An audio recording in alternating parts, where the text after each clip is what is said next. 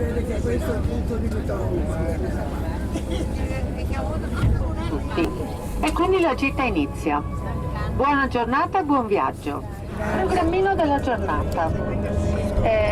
Abbiamo tanto pullman da fare, chiaramente. Ci fermiamo per le soste necessarie a noi e necessarie anche in ossequio al codice della strada. Lo spuntino sarà più ricca di particolari e di altre informazioni. Adesso godetevi ancora questa luce così soffusa.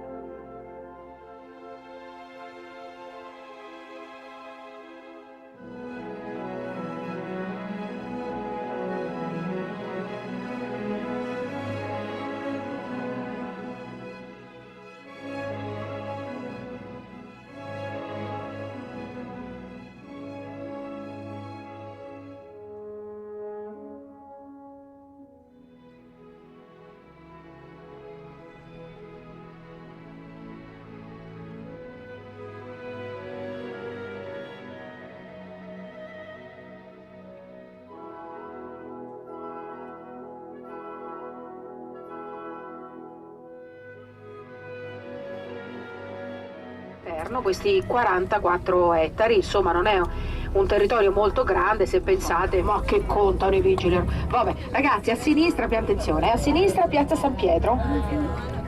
Io adesso non so come sono i vostri orari, perché chiaramente poi mi affiderò. No, nel senso che no, facciamo prima il dovere e poi dopodiché siamo liberi di andarcene a folleggiare dove. Allora ragazzi, perdonate, scusate se l'ho fatto praticamente per ultimo. Allora, benvenuti a Roma anche da parte mia, io sono Barbara, staremo insieme in questi giorni. Speriamo che abbia acceso il riscaldamento dentro Castel Sant'Angelo. Avete visto più movimento di polizia perché il Papa deve muoversi tra poco dal Vaticano e andare alla sinagoga. Ecco, più santi, poverini, per arrivare a essere santi troppo ce ne vuole. E oggi sapete che è la festa di Sant'Antonio Abate, vengono anche benedetti tutti gli animali che vengono presentati, vengono chiaramente ricordati. Allora, guarda che bella questa immagine su Castel Sant'Angelo, sul ponte d'ingresso al castello, che è stato completamente rifatto da Gian Lorenzo Berlini, e con gli angeli che portano i simboli della passione. E noi tra poco ci fermiamo, scendiamo appunto proprio davanti al palazzaccio, e per andare appunto in quel luogo dove già tra l'altro vedi sulla sinistra i pullman che sono fermi, adesso dobbiamo prendere questo ponte, che è il ponte appunto alla nostra sinistra, viene chiamato Ponte Critica, però in realtà la prima qua, ecco. L'architettura neoclassica non ha avuto una grande fortuna, però la trovo molto elegante. Guarda anche che bella questa immagine a sinistra, il Tevere, il ponte, l'ospedale di Santo Spirito e il Vaticano. Che bello.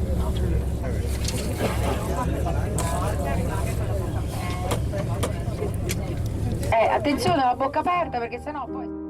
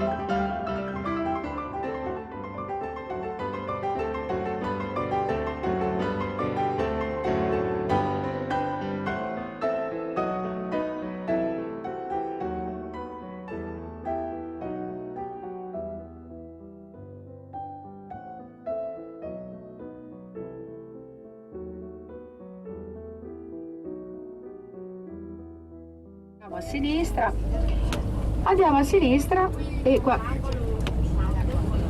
sì, questo è un palazzo dove c'è la sede del sindacato dei vigili urbani.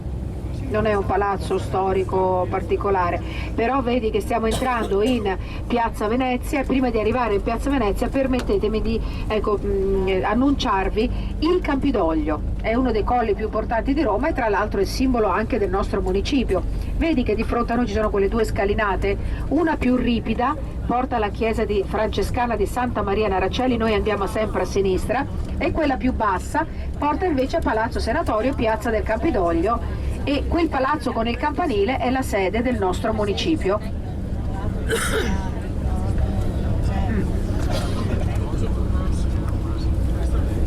Ma poi andremo alla collina del Campidoglio e sulla collina del Campidoglio si appoggia l'altare della patria, questo enorme monumento bianco che adesso stiamo vedendo soltanto di lato, ma ci passiamo di fronte tra poco, dove magari preferirei anche portarvi a visitare un pochino l'interno, anche se di passaggio.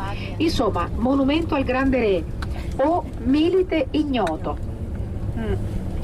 Inaugurato nel 1911, nel 1921 è dedicato chiaramente al primo re d'Italia, Vittorio Emanuele II, che vediamo a cavallo. 10 anni dopo diventa la tomba del milite ignoto ed è per questo che oggi è considerato un sacrario. Ecco, vedi, proprio qui a destra si vede, ci sono i due militari sempre nell'atto di guardia d'onore, 24 ore su 24, i fuochi sacri accesi alla patria. Se vuoi guardare a destra, via dei Fori Imperiali, con il Colosseo laggiù in fondo, ma adesso i pullman non possono andare più. Mi permetto, forse era la colonna Coclide di Traiano, Tanto quando poi veniamo a fare la visita di Piazza Venezia ci fermiamo anche alla colonna di Traiano, è troppo importante. Poi di fronte a noi via del Corso, ma questa zona viene chiamata Piazza Venezia per la presenza di questo palazzo, bravo sì, antico alla nostra sinistra, che è il palazzo sede dell'ambasciata della Repubblica della Serenissima, un palazzo pontificio del 1400, ed è stato anche sede del governo dal 1926 al 43, pertanto il capo del governo in quell'epoca si affacciava da quel balcone, insomma Benito Mussolini. A sinistra, ma poi sì, ci torniamo, quindi lo guardiamo magari con attenzione, insomma, se volete. E Piazza Venezia veramente ha una storia veramente incredibile e molto interessante. Noi intanto con questo passaggio stiamo andando verso la collina del Quirinale, e qui dove c'è il Museo delle Cere, il grande Palazzo Colonna dove abita ancora la famiglia Colonna, e se vogliamo guardare a sinistra Piazza Santi Apostoli, la chiesa dei Santi Apostoli, e c'è anche un altro palazzo prestigioso, aristocratico, Palazzo Odescalchi. Ah sì, a destra sì, il Palazzo Valentini, sede della provincia di Roma, sede della prefettura, dove nei sotterranei, se volete divertirvi magari da casa, una serata che non avete niente di mai originali, è carino. Sì, noi guide turistiche ce l'abbiamo a morte con Piero Angela, però vabbè, per questo caso possiamo fare un'eccezione e ci toglie lavoro. su. Però vabbè, però è carino, devo ammettere che è carino, sì.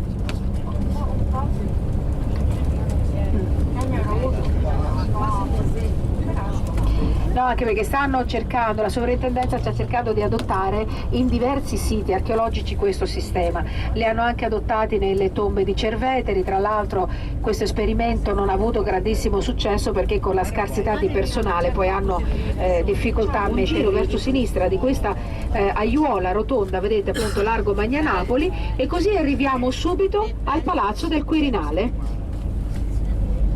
Ecco, perfetto. Noi andiamo sempre dritto così come stiamo, a destra però, dove non possiamo andare con il pullman, via Nazionale, dove lassù in cima c'è Piazza Esedra, che è proprio attaccata alla stazione Termini. Ecco, vedi il Quirinale, ti ricordi da Castel Sant'Angelo, dicevamo per il Quirinale dovete guardare, ecco il palazzo che nasce come palazzo papale, adesso è stato prima la sede del Re d'Italia e adesso è la sede del Presidente della Repubblica. Queste sono davanti a noi, sono tutte le sale di rappresentanza. Poi a sinistra queste scuderie. Le scuderie del Quirinale dove organizzano delle mostre, e a destra il palazzo sede della Consulta. Il palazzo della Consulta sede della Corte Costituzionale, scusatemi, questo palazzo qui a destra. E di fronte a noi questo palazzo che fa angolo, il Quirinale, però ripeto, questa è la sede storica del Quirinale, cioè il palazzo dove ci sono le sale di rappresentanza, ma il Quirinale arriva fino laggiù al semaforo. È una vera e propria cittadella. Finiscono le luci gialle, c'è Porta Pia. la famosa Porta Pia dove avvenne la breccia il 20 settembre. Bravissimo Gianluigi, bravissimo, perché questa macchina qui non ci doveva stare e invece sì, sto transatlantico poi. E vorrei farvi notare però un po' questo fenomeno, vedete, sali scendi. Allora noi veniamo dal Quirinale e stiamo oltrepassando un altro colle, poi da quest'altro colle scendiamo, risaliamo verso Santa Maria Maggiore, quindi la collina del Cispio, vabbè, diciamo Esquilino, via. Quindi vedete abbiamo già attraversato praticamente 3 colli. La situazione collinare a Roma si avverte sempre, c'è sempre un po' da mettere in conto qualche salita, però questi colli non sono molto alti. Intanto cari amici, perfetto, sempre dritto, attraversiamo via Nazionale e se guardate a sinistra si vede più vicino Piazza Esedra con le terme di Diocleziano. E il colle che stiamo attraversando è la collina del Viminale e quando si parla del Viminale sapete si pensa subito al Ministero dell'Interno e infatti lo vediamo adesso tra poco alla nostra destra. Eccolo qua, Ministero dell'Interno. Il Ministero dell'Interno, detto Viminale, ecco, è un palazzo enorme, poi quando vedi dai panorami dall'alto lo riconosci per le antenne che ci sono sul tetto. Ecco qua. Mentre invece andando avanti in discesa questo grande palazzo che vediamo alla nostra destra, un po' dall'aria molto sobria, è il palazzo sede dell'Istat, un palazzo degli anni 30, sede dell'Istituto Superiore di Statistica. Guarda che bella Santa Maria Maggiore, guarda. Eccola, lente in cantone. E ti dirò sì, adesso facciamo proprio un giro davanti a Santa Maria Maggiore così vediamo anche i mosaici illuminati della facciata antica. E poi voi sapete il Santo Padre qua ci viene spesso, anche il primo giorno di pontificato, ha detto vado a trovare e ringraziare Maria e ha portato anche un piccolo bouquet floreale. La stessa cosa l'ha fatta quando il 1° gennaio ha aperto la Porta Santa di questa chiesa. Perché il 1° gennaio? Perché il 1° gennaio è una festa mariana importante, Maria Madre di Dio. Sì, ci sono 2 pezzettini di legno che si ritengono, secondo la tradizione, parti della culla di Gesù Bambino. E quindi adesso noi facciamo, caro Gianluigi, per andare verso il Colosseo dobbiamo per l'appunto prendere via Cavour. Però in questo modo ci dai la possibilità, ecco, di guardare anche i mosaici della facciata. Allora, vedi questo gabbiotto bianco? Questo è il controllo che tutti coloro che entrano in Basilica devono affrontare per questioni di sicurezza, visto in considerazione anche dell'anno santo. Ecco, sulla sinistra, se volete, si vedono bene appunto questi mosaici che sono tra l'altro mosaici del 1295 firmati Filippo Rusuti, il quale poi ha lavorato anche a Firenze, e raccontano, oltre chiaramente insomma sono motivi teologici, ma raccontano la nevicata che ha dato origine a questa chiesa. La sera si vedono i mosaici, sì, molto bene. Qua si vedono i mosaici la sera, durante il giorno non si vedono tanto bene. Benissimo, andiamo sempre verso sinistra, mentre invece a destra, se volete guardare, quella è la stazione Termini. Quindi vedi, Santa Maria Maggiore è proprio a 2 passi dalla stazione Termini.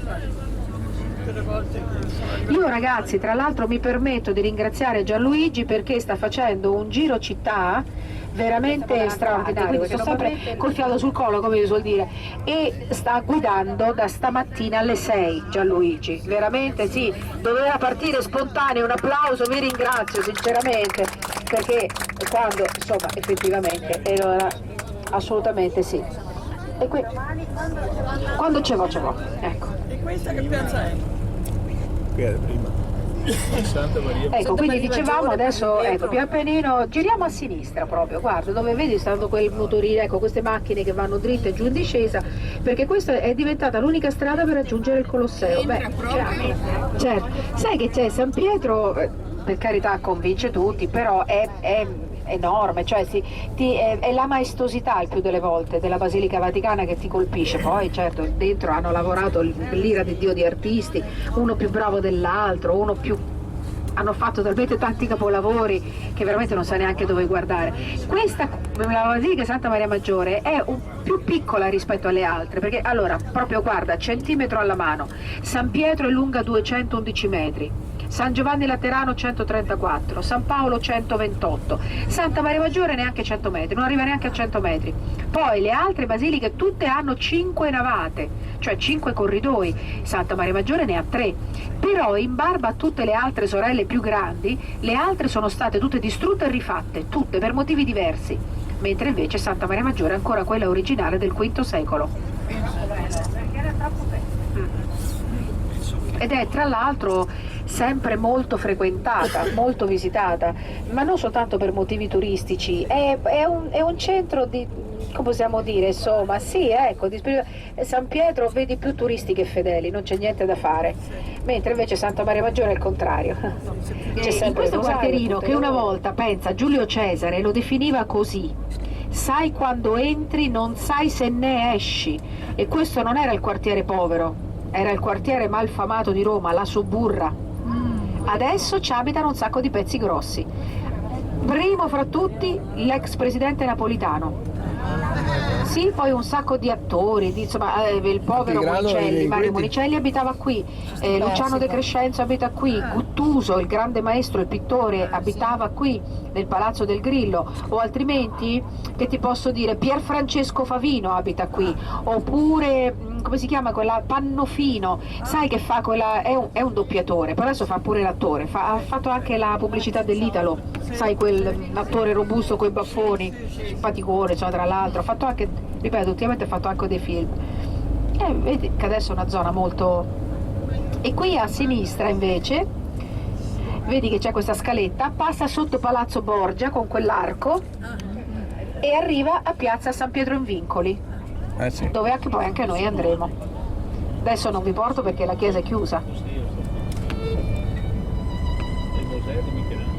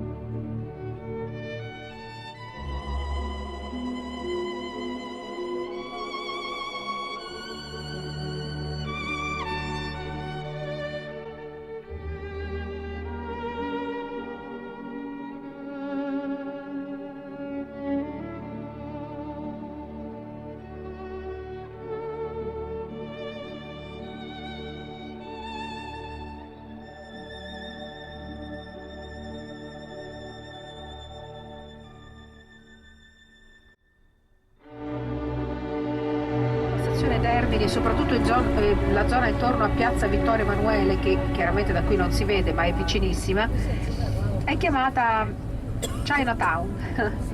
Eh sì, perché ormai il quartiere Squilino ci sono tante botteghe di asiatici in genere, soprattutto cinesi, tantissimi ristoranti cinesi. E poi ecco, vedete di fronte a noi la stazione Termini, qui siamo chiaramente su un lato della stazione Termini, giriamo a sinistra, c'è sempre ovviamente, e meno male, un centro di pronto soccorso, ci sono 2 supermercati, 2 farmacie, ci sono negozi che chiudono alle 10 di sera, ci sono ristoranti di tutti i tipi e del resto è lo scalo ferroviario più grande d'Europa ed è veramente molto molto trafficata. Tra l'altro lo sapete che la carta vincente delle Ferrovie dello Stato è proprio quello di arrivare con le loro stazioni nel cuore delle città, mentre invece gli aeroporti, per quanto pieni, è vero che spesso passano in ritardo, però dal momento in cui sali sei sicuro che dopo 8 minuti scendi, quindi è sempre valida la linea ferroviaria, raggiunge tutte le periferie. Queste linee cosiddette adesso vengono chiamate metropolitane perché sono sempre linee interne a Roma. Noi andiamo sempre dritto, manteniamoci sulla sinistra, c'è quella statua tanto discussa Terme di Diocleziano alla nostra destra, dove all'interno la chiesa di Santa Maria degli Angeli dei Martiri è l'ultima opera architettonica di Michelangelo Buonarroti, ricavata all'interno sì di un ambiente delle terme del Calidario. E poi c'è questa, perfetto, sì, a sinistra, vedi? Basilica di Santa Maria degli Angeli dei Martiri, dove hanno fatto anche i funerali dell'ottimo, sempre lo ricordo con simpatia e con riconoscenza, Nicola Calipari. E vedete la fontana delle Naiadi al centro, che è parzialmente accesa, parzialmente illuminata questa sera, ecco, dicevo, realizzata da Mario Rutelli, bisnonno del nostro ex sindaco, che ha lavorato a Roma come bronzista, perché la statua, sì, scusatemi, la fontana del 1903. E stiamo percorrendo Via Nazionale. Ragazzi, io sempre questa gira con la collega. Tra l'altro si dovrebbe vedere illuminato l'altare della patria, ma vedo che in questo momento è scarso. Sì? Palazzo Koch, dal nome dell'architetto che lo ha progettato, ed è uno della triade Piacentini, Koch e Manfredi, che hanno poi sostituito dopo la morte, poverino, Giuseppe Sacconi. Muore Giuseppe Sacconi nel 1905, che è l'architetto che ha progettato e praticamente realizzato l'imposto per l'altare della patria, ha fotografato, rilevato, perché ha dovuto far posto, quindi ha battuto palazzi, ha battuto testimonianze archeologiche, però ha tutto rilevato, fotografato, misurato, le opere importanti le ha staccate, sistemate all'interno dei musei, ha fatto veramente un'opera degna di un certosino, degna di un archeologo, nel vero senso della parola. Lui non era archeologo, ma con un rispetto per vederla con maggiore attenzione, perché merita la colonna di Traiano. Sapete che ce ne sono 2 a Roma di colonne comiche. E così, vedete, ripassiamo in Piazza Venezia, però andiamo sempre dritto questa volta, quindi vedete di nuovo davanti a noi il palazzo che oggi è sede del Museo e della Biblioteca Nazionale di Storia dell'Arte e di Archeologia, insomma Palazzo di Venezia, dove c'è il balcone di Mussolini, in sostanza. A sinistra ovviamente l'altare della patria in tutto il suo splendore, è vero, perché così vediamo anche i fuochi sacri alla patria accesi. Vedete anche le quadrighe su in alto, fietto mio, la luce lampeggiante dovresti mettere, perché e poi è notte, va in giro con gli occhiali da sole, io non lo so. A destra via del Corso, dopo 2 km 200 metri si raggiunge Piazza del Popolo. Palazzo Bonaparte alla nostra destra, il palazzo con l'orologio invece è Palazzo Doria Pamphili, dove abita ancora la famiglia, dove tra l'altro c'è la sede di una delle gallerie private più importanti di Roma, dove appunto si conserva quel dipinto del Velázquez che rappresenta appunto Innocenzo X. Della su in alto abitava Anna Magnani. Destra e a sinistra invece Piazza Farnese, di nuovo il Palazzo della Cancelleria, dove c'è questa grande pubblicità di questa macchina che è la Toyota. Oh, molto bene. E beh, del resto comunque bene. Andiamo sempre dritto. Questo è il ponte che conduce di un'altra chiesa, la chiesa della Traspontina, cioè al di là del ponte, la chiesa al di là del ponte, Traspontina.